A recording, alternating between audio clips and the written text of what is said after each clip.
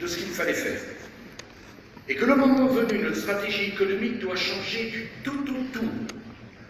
Mes chers amis, il fallait encourager ceux qui travaillent.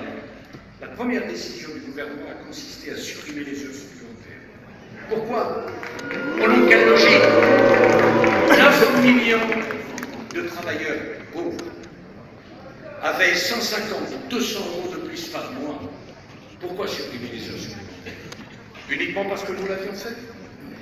Il fallait soutenir l'initiative en diminuant les charges, les impôts, les taxes. Au lieu de cela, en 2 ans, ce qui n'a jamais été vu dans l'histoire de la République française, on a augmenté les impôts de 30 milliards. Il fallait massivement diminuer les dépenses publiques. On a créé 60 000 postes dans l'éducation nationale. On se demande bien où ils sont passés. On a supprimé le jour de carence dans la fonction publique et en même temps cessé de publier les statistiques de l'absentéisme dans la fonction publique. Et on est revenu sur la réforme des retraites que nous avions engagée. Pourquoi? Au nom de quelle logique? Il fallait se rapprocher de nos partenaires européens pour ensemble essayer de retrouver de la croissance.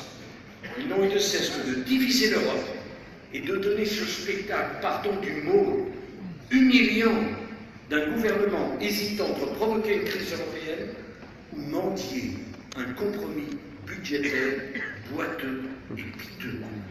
Il fallait attirer les investisseurs, les créateurs, les entrepreneurs, les chercheurs du monde entier pour relancer la machine économique. Au lieu de quoi, on les a fait fuir avec une taxe à 75% qui a joué le rôle de repoussoir dans le monde entier et qui n'existe nulle part ailleurs dans le monde. Il fallait agir les contraintes, les réglementations, les barrières, en permettant aux entreprises de sortir des 35 heures, en autorisant le travail le dimanche, en supprimant la moitié de notre code de travail devenu aujourd'hui illisible, incompréhensible, inapplicable. Il fallait réconcilier les jeunes Français avec la réussite, l'effort, le mérite, le risque. À l'inverse de tout bon sens, on s'acharne à donner plus d'avantages à celui qui ne travaille pas qu'à celui qui travaille.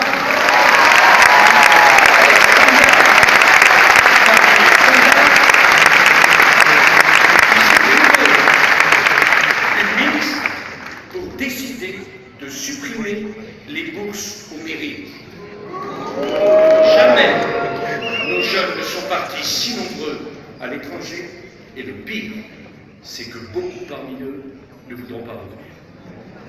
Que dire de l'insécurité qui est hors de tout contrôle, car le laxisme a été érigé en politique pénale. Madame Taubira est venue 2 fois.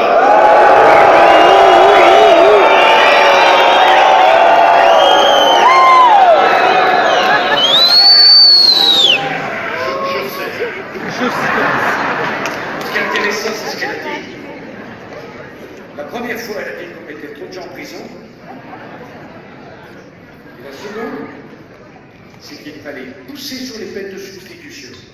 Si c'était pour dire ça à Marseille, il valait mieux pas venir. C'est la vérité.